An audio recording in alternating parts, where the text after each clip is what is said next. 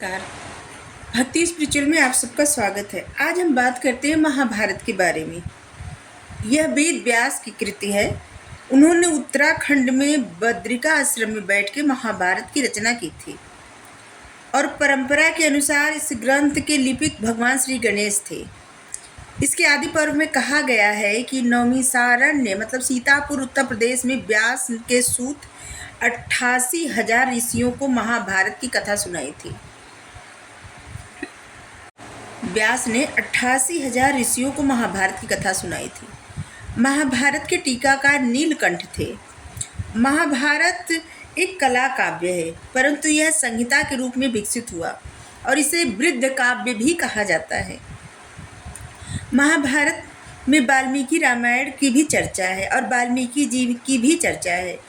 महाभारत में कहा गया है कि राम कथा वाले अंश को रामोपाख्यान कहा गया है और वहीं रामायण में कुरु, हस्तिनापुर और जन्मेजय का भी उल्लेख है, लेकिन महाभारत युद्ध का नहीं।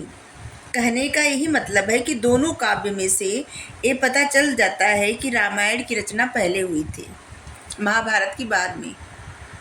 महाभारत का प्राचीन नाम जय था। महाभारत को एक ही साथ आदि पर्व में अर्थशास्त्र, धर्मशास्त्र, कामशास्त्र कहा गया है। इसे प्राचीन भारतीय ज्ञान का विश्वकोश भी कहा गया है। महाभारत स्वयं को इतिहास तथा इतिहास से भी उत्तम बताता है। महाभारत में धर्म, अर्थ, काम और मोक्ष के विषय में जो जगह है वह तो इसमें है ही, लेकिन इससे ये भी बताया गया है कि महाभारत में जो है वो तो दुनिया में है, लेकिन जो दुनिया में नहीं भी है वो भी महाभारत में है। और महाभारत के बारे में भी कहा जाता है कि कभी भी महाभारत पूरा एक साथ नहीं पढ़ना चाहिए। जो लोग महाभारत पूरा एक साथ पढ़ते हैं फिर उनको रोग, व्याधि, गृह, घर में कलह, परेशानियों का सामना करना पड़ता। कितने लोग तो ऐसे कि अपनी जान तक गंवा दी। महाभारत का सबसे पहले उल्लेख अश्वलायन में हुआ था। अश्वलायन गृह सूत्र है। गुप्त युगीन अभिलेख में सबसे पहले 1,00,000 श्लोक वाले महाभारत का उल्लेख हुआ है और पल्लव युग में कांची की घाटिका में महाभारत के नियमित पाठ का उल्लेख है कि वहाँ पे हर रोज महाभारत का पाठ किया जाता था या फिर कराया जाता था नियमित। पारजिस्टर के अनुसार कुरुकुल के और कौरव पांडव के बीच जो युद्ध हुआ था वो 950 ईसा पूर्व में हुआ था या उसके आसपास महाभारत का युद्ध हुआ था। ये युद्ध सतलज, यमुना, कुरुक्षेत्र नदियों के भूभाग में हुआ था। यह युद्ध कुल 18 दिन तक चला था, लेकिन पुलकेशिन द्वितीय के ऐहोल अभिलेख में ये पता चलता है कि महाभारत का युद्ध 3101 ईसा पूर्व हुआ था। और ये ज़्यादा ऐसे लगता है कि इस पर विश्वास किया जाना चाहिए, क्योंकि इतनी जल्दी महाभारत का युद्ध नहीं हुआ था कि 950 ईसा पूर्व में। नहीं, ये जो 3101 है ये सही लगता है। शांति पर्व महाभारत का 12वां पर्व है। महाभारत का ये सबसे बड़ा पर्व है। जिस तरह से रामायण में कांड है मतलब अध्याय, उसी तरह से महाभारत में उस अध्याय को पर्व कहा गया है। और महाभारत के 12वें पर्व जो शांति पर्व है उसमें बताया गया है राजधर्म का विस्तार कैसे किया जाना चाहिए, राजधर्म क्या होता है, राजधर्म पर्व क्या है, और इसमें सरकार, नीति, राजा, कर्तव्य, राजनीति, विज्ञान, इस सब पे बल दिया गया है। इस सबको महत्वपूर्ण बताया गया है। शांति पर्व के अधिकांश श्लोक जैसे मनुस्मृति का लिखा गया है ना, मनुस्मृति में मनु लिखे हैं, वैसे ही ज़्यादातर श्लोक लिए गए हैं। जैसे लगता है कि जैसे मनुस्मृति का कुछ श्लोक महाभारत में लिया गया है, जो कि शांति पर्व में पता चलता है।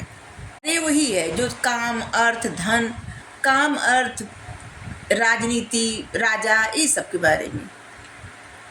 महाभारत के जो पर्व है वो है नंबर 1 आदि पर्व, 2 सभा पर्व, नंबर 3 अरण्य पर्व, नंबर 4 विराट पर्व, नंबर 5 उद्योग पर्व, नंबर 6 भीष्म पर्व। भीष्म पर्व वही पर्व है जिसमें भागवत गीता है, ठीक है।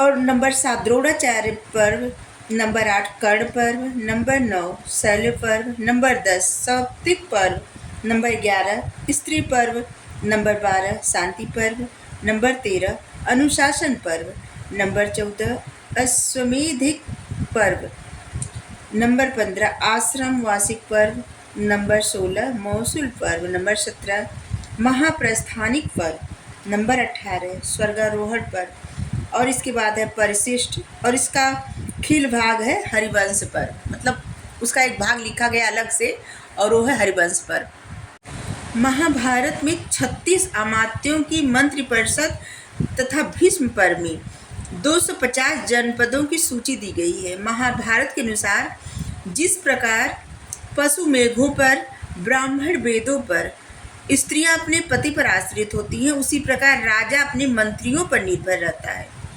महाभारत के सभा पर्व में 18 विभाग है और उनके अधिकारियों को उल्लेख भी मिलता है। महाभारत में अंधक, वृषण, यादव, कुकुर एवं भोज, इन 5 गणराज्यों का उल्लेख है।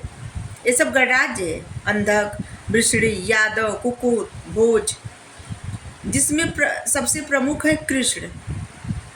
ये जो है गणराज्य है, भगवान का नाम नहीं, मतलब नहीं है, गणराज्य है। और इसमें नियोग प्रथा का भी उल्लेख है। नियोग प्रथा से ही जिससे पांडव और धृतराष्ट्र का जन्म हुआ था। और महाभारत में ही कहा गया है कि किसानों का नेता किसान ही हो सकता है। और इसमें किसी राज्यसभा में न्याय मांगने गए पीड़ित व्यक्ति को जलती हुई आग के समान बताया गया है। महाभारत में स्पष्टतः कहा गया है कि प्रजा का उत्पीड़न करने वाला राजा, मतलब प्रजा का उत्पीड़न करने वाले राजा की हत्या से कोई पाप नहीं लगता, ये धर्म है। महाभारत में एक कहा गया है, और जिससे कुछ लोगों का वध हुआ भी था, जैसे राजा नहुस, बेड़, सुदास, सुमुख, निमि, ये सब अत्याचारी शासक थे जिनका जनता ने वध कर दिया था। तीर्थों का प्राचीनतम वर्णन महाभारत की वन पर्व से मिलता है। इसी में तीर्थ जाने वाले पुण्य यज्ञों से भी अधिक होते, इसमें कहा गया है। जो पुण्य बहुत दक्षिणा वाले यज्ञ से नहीं मिलता, वह तीर्थ जाने से प्राप्त होता है। महाभारत के शांति पर्व में बौद्ध एवं जैन धर्म के अहिंसावाद की आलोचना की गई है। और महाभारत का शांति पर्व इस संदर्भ में किसी उष्णा नामक दंड नीति के प्राचीन आचार्य का भी उल्लेख करता है, जिनका कथन था कि यदि अपने शत्रुओं का विरोध नहीं करेंगे तो यह पृथ्वी तुम्हें उसी प्रकार निगल जाएगी जैसे सांप चूहे को निगल जाती है। इसलिए अपने शत्रुओं को कभी भी ऐसे नहीं छोड़ना चाहिए, उनका विरोध जरूर करना चाहिए। और महाभारत में राज्य की उत्पत्ति को दैवी और सामाजिक अनुबंध दोनों का सिद्धांत मिलता है।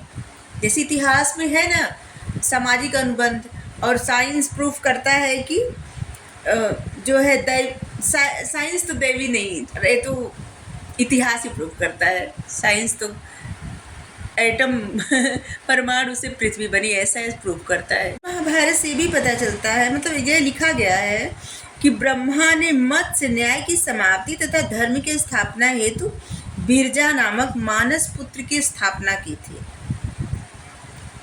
स्थापना नहीं, उत्पत्ति की थी। और महाभारत में ही पंचरात्र वैष्णव धर्म का वर्णन मिलता है सबसे पहले। इसके नारायणीय खंड में वैष्णव धर्म से संबंधित व्यूह सिद्धांत को भी बताया गया है, प्रतिपादित किया गया है, समझाया गया है। महाभारत में पहली बार शिव की कल्पना लिंग रूप में की गई है। अब बात करते हैं कौन किस किस भाषा में महाभारत का अनुवाद किए थे। तमिल में महाभारत का अनुवाद किए थे, वो पल्लव काल में हुआ था। उनका नाम था पेरुंददेवनार। इन्होंने भारत बेड़वा नाम से इसका अनुवाद किया था। तेलुगु में महाभारत की रचना किए थे नन्नैया। इन्होंने शुरू किया था, लेकिन इसको पूरा ये नहीं किए थे। इसको लगभग पूरा किए थे तिकन्ना। नन्नैया शुरू किए थे और तिकन्ना पूरा किए थे तेलुगु में।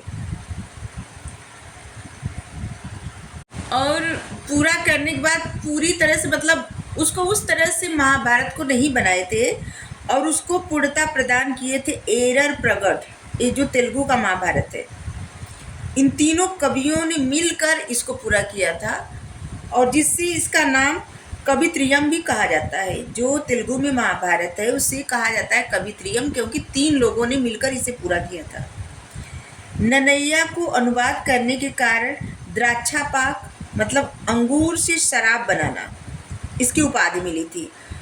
नन्नय्या चालुक्यों के दरबार में रहते थे। नन्नय्या ने चालुक्य राज नरेंद्र के कहने पर यह अनुवाद किया था, जो कि तेलुगु साहित्य की भी रचना थी।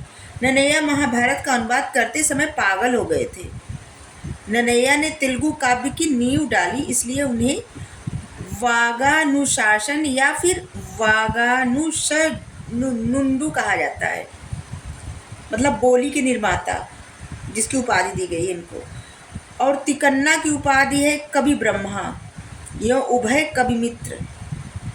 माधव कदाली ने असमिया में महाभारत का अनुवाद किया। बंगाल के शासक नुसरत शाह ने कविंद्र परमेश्वर से बंगला में महाभारत का अनुवाद करवाया था। मालाधर बसु ने भागवत गीता का बंगला में अनुवाद किया श्री कृष्ण विजय नाम से। बाबरक शाह ने मालाधार बसु को गुलराज खां की उपाधि दी। महाभारत का फारसी में अनुवाद अकबर ने रज्मनामा के नाम से करवाया था। एग्जाम में बहुत आता है रज्मनामा का। अब्दुल कादिर बदायनी ने इसकी प्रस्तावना की थी और प्रस्तावना पे जो चित्र छपा था उसको बनाए थे अबुल फजल, मतलब उसका प्रस्तावना लिखे थे अबुल फजल और चित्र बनाए थे बसावन और दसवंत लाल ने। दसवंत और लाल ने, कुछ चीज़ें भूल जाते हैं। महाभारत के कुछ ऐतिहासिक साक्ष्य भी मिले हैं, जिससे पता चलता है कि महाभारत ये सिर्फ एक काव्य नहीं, ये कल्पना नहीं, ये सत्य है। बीबी लाल महोदय ने चित्रित धूसर मृदभांड को, जो PGW को पहचान किए थे, ये महाभारत युग से। इतिहास में इसका बहुत महत्व है मृदभांडों का। महाभारत से जुड़े हस्तिनापुर, पानीपत, तिलपत, मथुरा, बैराट, कुरुक्षेत्र और बागपत जैसे स्थानों से PGW संस्कृत के प्रमाण मिले हैं। मतलब चित्रित धूसर मृदभांड, ये मिट्टी का बर्तन होता है, उसे कहा जाता है, उसमें चित्र बनाया जाता है, चित्र बना रहता है। पांडवों की राजधानी इंद्रप्रस्थ जो अब दिल्ली है, या यूँ कह सकते हैं दिल्ली का जो पुराना किला है, इसकी चर्चा शम्स सिराज अफीक ने तारीख फिरोजशाही में की है। जहाँ पे किला बना है वहाँ पे पता चला था कि यहाँ पे महाभारत के कुछ साक्ष्य भी मिले थे वहाँ पे, जिसको जो लोग किला बनवाए उसको ख़त्म कर दिए थे उसका साक्ष्य। लेकिन शम्स सिराज अफीक ने कुछ तारीख फिरोजशाही में कुछ चर्चा की है, इसके बारे में लिखे हैं। अबुल फजल के अनुसार हुमायूं का किला उसी स्थान पर था जहां पांडवों की राजधानी इंद्रप्रस्थ थी। अभी हाल ही में उत्तर प्रदेश के हड़प्पा कालीन स्थल सनौली से 3 युद्ध रथ, 3 शाही ताबूत, धनुष, समाधिस्थ योद्धाओं की कब्र तथा 14 भट्टी मिली है, जिन्हें कुछ पुरातत्वविद महाभारत युगीन बता रहे हैं। बरनामा से महाभारत युगीन लाक्षागृह के अवशेष प्राप्त हुए हैं। कुषाण युगीन मथुरा कला में हमें सबसे पहले कला क्षेत्र से महाभारत के दृश्यों का अंकन देखने को मिलता है। कुछ लोग महाभारत को पुराण भी कहते हैं। पुराण शब्द का अर्थ है प्राचीन। पुराणों के कथनों में सच्चाई और बहुत गहरी सच्चाई होती है। पुराण जो लोग पढ़ते हैं ना तो पता चलता है कितना कुछ, और अभी से अगर आप रिलेट करेंगे ना तो बहुत सारी चीज़ें पता चलती है जो सबको लगता है अभी सब लोग पता लगाए, और वहाँ यहाँ पे पुराणों में, वेद में सब है। पुराणों के बहिरंग पर ध्यान न देकर यदि हम उसके अंतरंग पर ध्यान दें तो इतिहास के प्रबल प्रामाणिक स्रोत भी है।